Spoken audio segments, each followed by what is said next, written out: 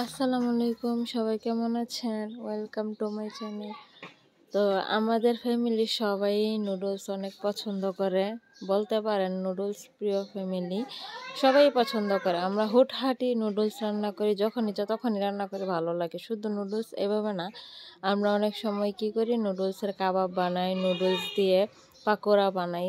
এই ভাবি আর কি যে একভাবে কত আর খাবো, তখন অনেকভাবে খাই আর কি। মানে নুডলস হলেই চলে। তো হঠাৎই ডিসাইড হলো যে আমরা নুডলস খাবো, কিছু নাই নুডলস বাদে আর আমাদের এখন বাসায় আর তেমন কিছু নাই, তো ভাবলাম যে নুডলসটাই রান্না করি। তো দেখেন আমাদের নুডলস রান্না করার প্রস্তুতি চলতেছে। যদিও আমি রান্না করি না, আমার বোনই রান্না করে সব কিছু, আমি শুধু দেখি শিখি এরকম আর কি। তো আমরা হয়তো বা সবার থেকে একটু আলাদাভাবে রান্না করি। কিভাবে মানে টেস্টের কথা বলি নাই, বললাম যে আমরা একটু স্পাইসি। আমাদের ফ্যামিলিতে সবাই ঝাল অনেক পছন্দ করে, আমরা সবাই ঝাল খাই, তার জন্য একটু ঝাল ঝাল করে রান্না করলাম আর কি। আমাদের ফ্যামিলির সবাই মনে করেন খাওয়ার সময় যদি ঝাল না হয়, তখন আমরা এই যে কামরাঙ্গা মরিচ আছে না, ওইগুলো আমরা খাই। তো সব কিছুতেই ঝাল আর কি, তার জন্য একটু ঝাল ঝাল করে রান্না করলাম। দেখেন সুন্দর হয়েছে না?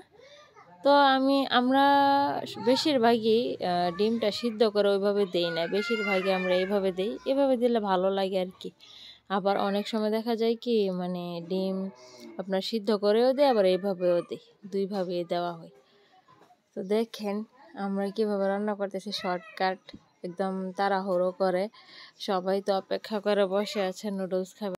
আমার মতো আর কার কার এমন হয় সন্ধ্যার পরে কিছু একটা খাওয়া লাগে, মানে কিছু একটা খেতেই হবে। যখন কিছু না থাকে কি করি, ভাত নিয়ে বসে যাই। কি করব, কিছু তো একটা খেতে হবে। সন্ধ্যার পরে আমার একটা হালকা খিদা লাগে, ওই সময় স্ন্যাক্স জাতীয় যদি কিছু না থাকে, তখন ভাত নিয়ে বসে যাই। কি করব। তো যাই হোক, দেখেন আমাদের নুডলসটা কিন্তু রান্নাটা অনেক সুন্দর হয়েছে। শর্টকাট নাস্তা হিসেবে কিন্তু নুডলসটা আসলেই অনেক বেশি প্রাধান্য দেয়, কারণ নুডলস তৈরি করতে তেমন সময় লাগে না, ঝটপট তৈরি হয়ে যায়। তো আমাদের নুডলসটা একদম রেডি। দেখেন আমি কিন্তু বোলের মধ্যে নিয়েছি, আপনারা সবাই ভাইবেন না যে আমি বেশি খাইছি, না, আমি সবার লাস্টে একটু নিছি। সবাই খেয়ে তো বলছে অনেক ভালো হয়েছে। আচ্ছা যাই হোক, আপনাদের কাছে কেমন লাগছে অবশ্যই কমেন্ট করে জানাবেন আমাদের নুডলস রেসিপিটা। সবাই ভালো থাকবেন, আল্লাহ হাফেজ।